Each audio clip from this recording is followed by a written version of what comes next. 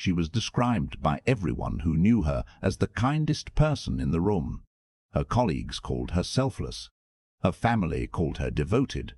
For 11 years, her husband called her his anchor. Then in the spring of 2019, a therapist handed him a single sheet of paper with a checklist on it, and as he read down the list, his hands started shaking. Not because anything on it was unfamiliar, but because every single item described his wife perfectly. The woman nobody suspected, the woman everyone defended, the woman who by every outward measure seemed incapable of cruelty. What he had been living inside had a name, and understanding that name, really understanding it, not just the surface definition but the mechanics underneath, is the difference between spending another decade confused and in pain and finally being able to see what's actually happening to you. That is the kind of clarity we work toward here at Mind Cage. Not to alarm you, to equip you.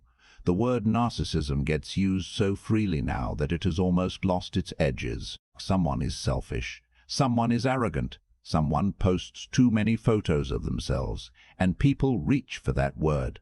But the clinical reality is far more specific and far more unsettling than common usage suggests. And within that clinical reality there is a subtype so well disguised that researchers spent decades debating whether it was even the same disorder. The man who brought it into focus didn't start out studying narcissism at all. He started out studying shame. Jonathan Cheek was a psychologist at Wellesley College in the 1980s, and he had noticed something that didn't fit the existing models. He was researching personality and self-perception, and he kept encountering a cluster of people who scored low on the standard narcissism measures built around grandiosity, dominance, and overt self-promotion, but who in clinical interviews displayed something that felt unmistakably narcissistic. They were consumed by how others perceived them. They were exquisitely sensitive to any slight, real or imagined.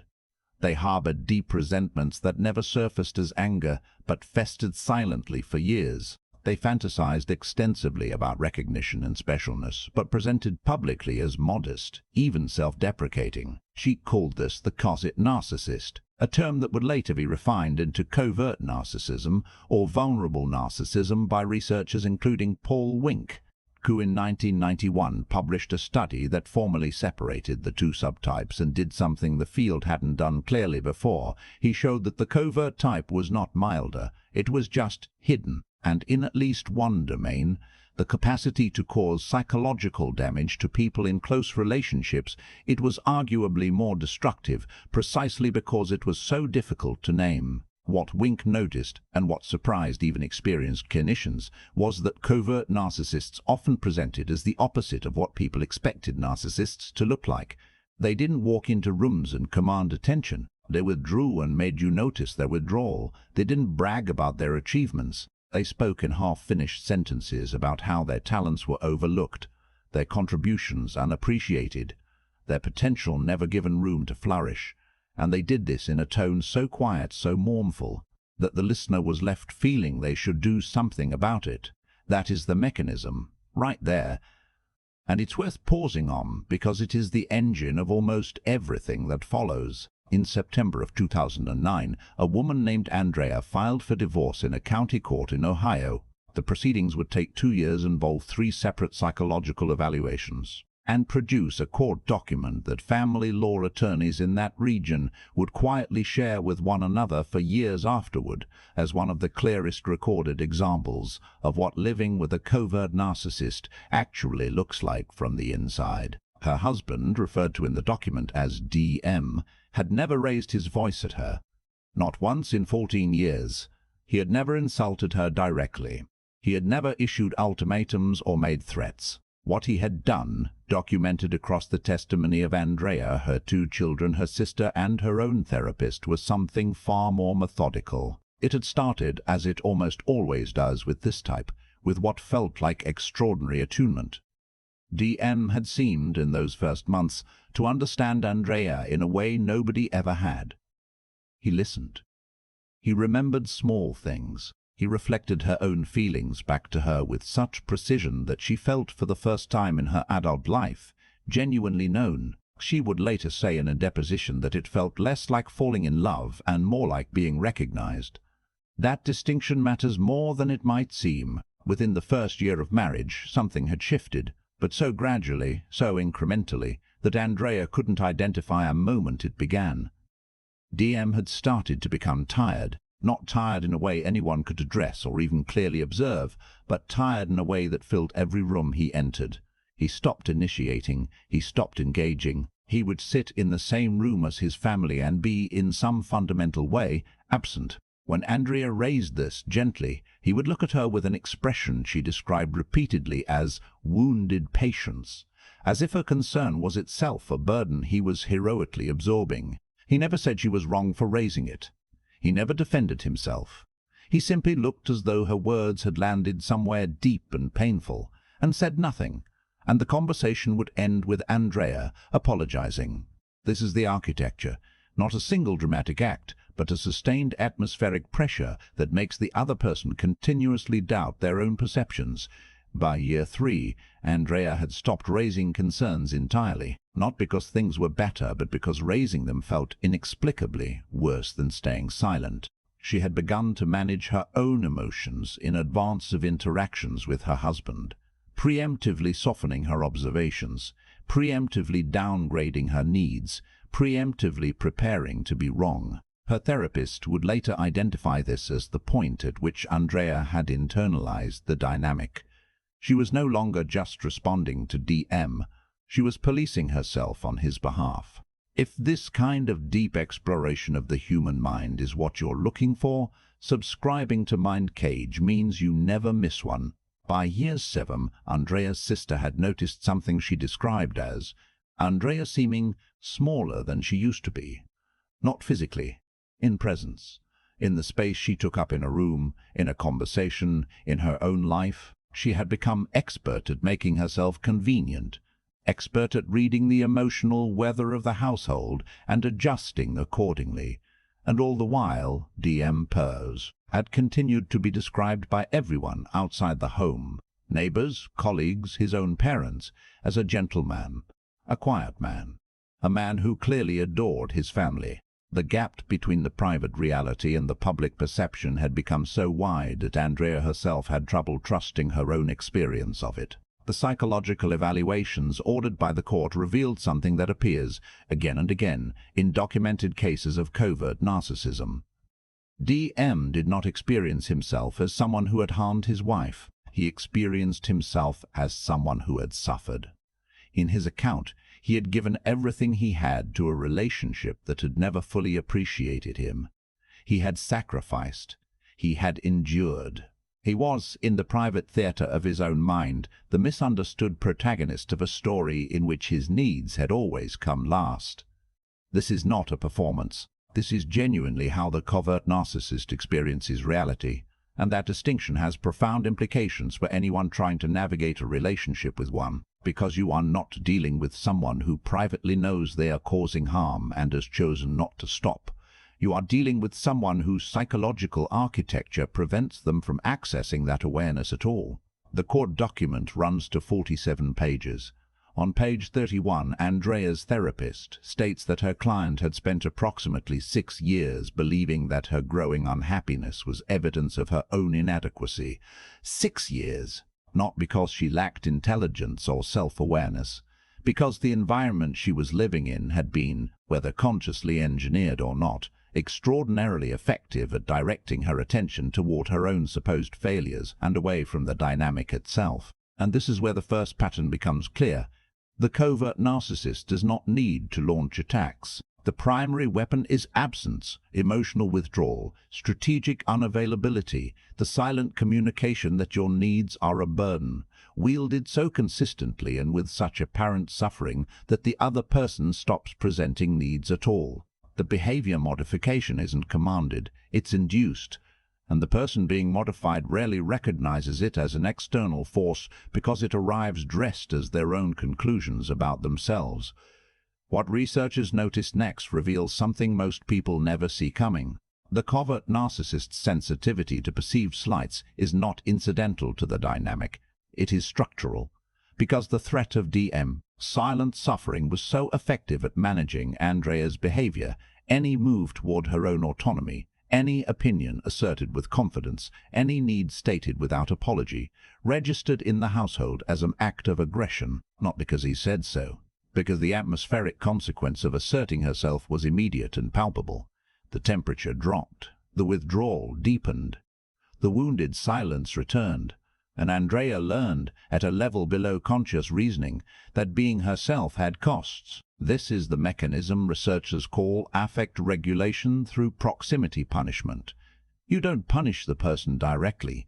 You create conditions in which their own emotional regulation requires them to manage you. Over time, the other person's entire psychological architecture reorganizes around the task of maintaining your equilibrium. They stop being a separate person with separate needs. They become a system for managing yours. There is a third pattern, and it is the quietest. Covert narcissists are, in clinical literature, among the most skilled reality editors in any personality framework. They do not rewrite history in dramatic reversals. They do it through persistent low-level recontextualization, a gentle correction of your memory of an event, a faint suggestion that your emotional response to something was disproportionate, a patient implication that the version of events you hold is the product of your own sensitivity rather than an accurate record of what occurred. Over years, this erodes something fundamental, not just your confidence in specific memories, but your confidence in yourself as a reliable narrator of your own experience. And once that confidence is gone, you are, in a very real sense, no longer the author of your own story. Now consider your own relationships, and take a moment to do this seriously, not just as an intellectual exercise.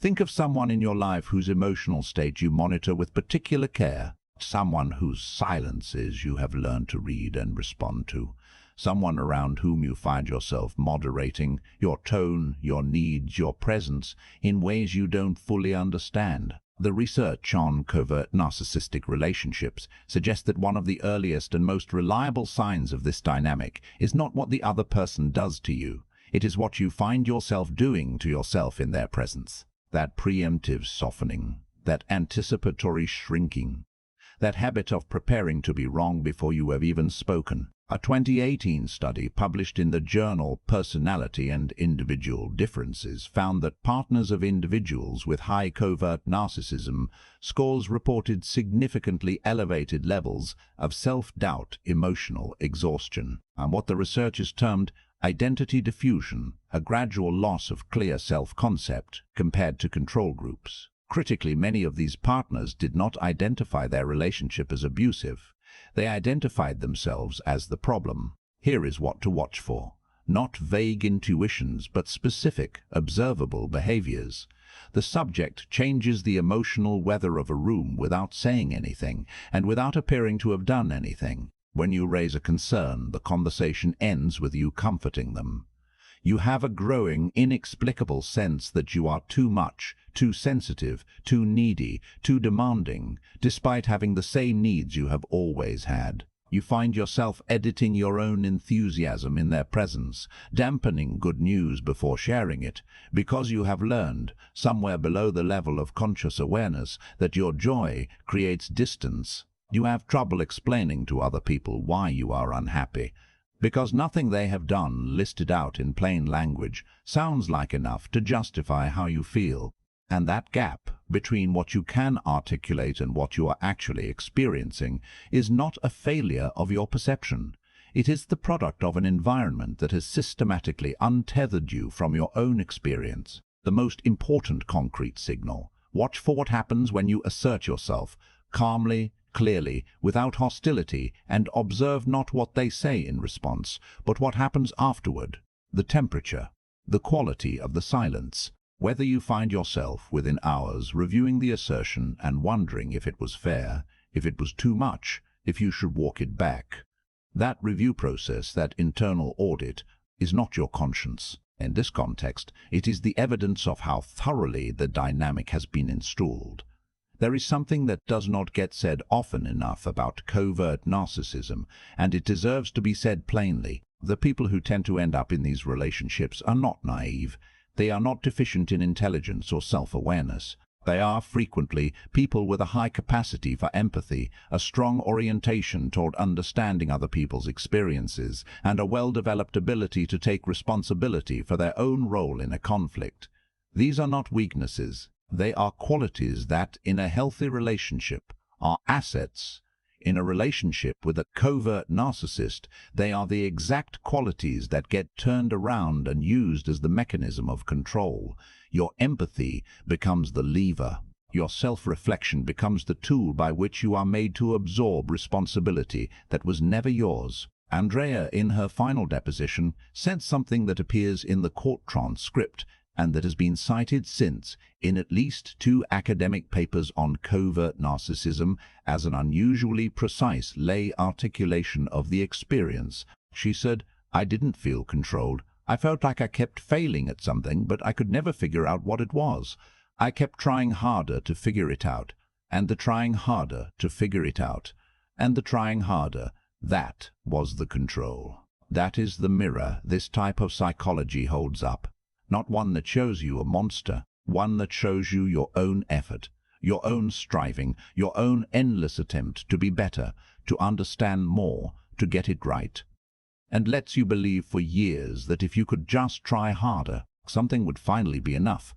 So here is what is worth sitting with, after everything. If you recognize something in this, in the preemptive softening and the habit of managing someone else's silence, in the confusion of not being able to name what is wrong but knowing something is, the recognition itself is significant, not as a diagnosis of anyone, as information about your own experience, information you are entitled to take seriously. The question worth asking, and the one this entire investigation has been building toward, has there been someone in your life, a partner, a parent, a close friend, a colleague, around whom you found yourself becoming smaller, without ever being able to point to the moment it began?